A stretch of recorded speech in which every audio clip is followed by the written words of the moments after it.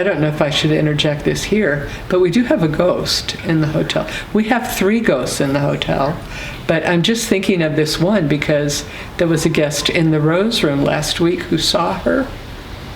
He woke up in the middle of the night and he thought his wife had gotten up and couldn't sleep and was like looking for his phone so she could maybe read it or something. And then he looked over and went, oh, she's in bed. And then he looked at the ghost. Didn't feel anything. I asked him. He wasn't scared at all. He just said it was really interesting. So this ghost is named Pluma Blanca. And Pluma Blanca this property originally belonged to the Sisters of Catherine of Siena in the 1700s. And it was a farm. It was like they had animals and an orchard and their whole convent was here. And Pluma Blanca, according to the curandera, was their cook. And she still lives here.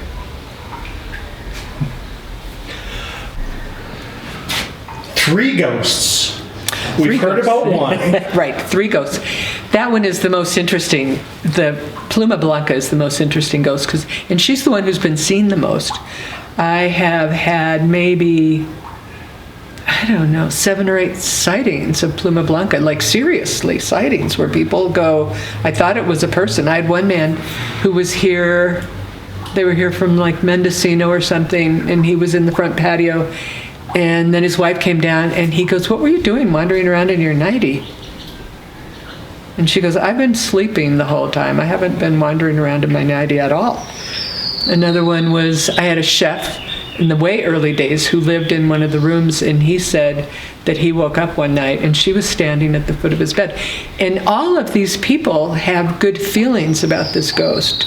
It's like the guy thought it was his wife.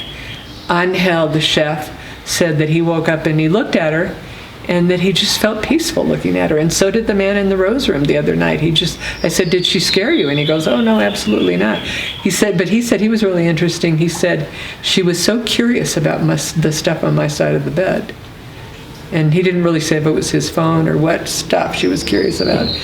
But, okay, so the other one, so Pluma Blanca, according to the curandera, wanted me to plant roses, which I've got roses all over the place. And then the other ghost is a boy who apparently came to the nuns because he was starving to death, and he actually did die.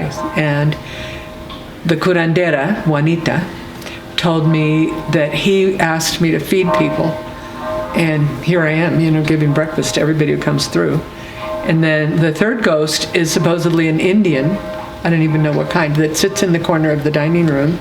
I've never heard anything from him or about him or whatever. So there he is, just sitting there, enjoying his life. And when she came to do the Olympia, there's one room. I mean, if I can explain about these old colonial houses, the house is all built to what we would call the lot line in the United States. So it's built to the corners and the edges, and the patios and open areas are in the center. And most of the traditional colonial houses had one room that is disconnected from the house that is a store, so that the family could do business. They could have a bakery, or they could have a, carniceria, they could have a butcher shop, tortilla shop, whatever. In this case, they sold artisania, lacquerware. So I turned that room into a bedroom, and when Juanita was doing her session, she said that room was full of ghosts.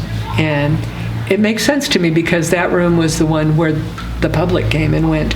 And she just was reeling off names and telling these people that they were dead in case they hadn't noticed, and that they weren't making people feel comfortable and they should just go somewhere else instead of hanging around in that room. And I guess they did, I don't know. What made you look for a curandero? It was that room. This is really so weird. That room, I painted it like 3 times and I was never happy with it. I kept going, this must be a decorating problem. This must be a this problem. I don't know why I can't get happy with this room. And a friend of mine said, and I just thought it was a lark. He said, why don't you get Juanita, the curandera, and she can come and do Olympia. And I just thought, oh, that would be so amusing. But she was here 2 hours, and during that time, I would go, oh, this is fake, but it's amusing. And then I would go, no, she's not kidding, and this seems real to me. One of the things that was so amazing, I mean, she said it first. We were walking around the house, and she was saying different things about whatever she was talking about.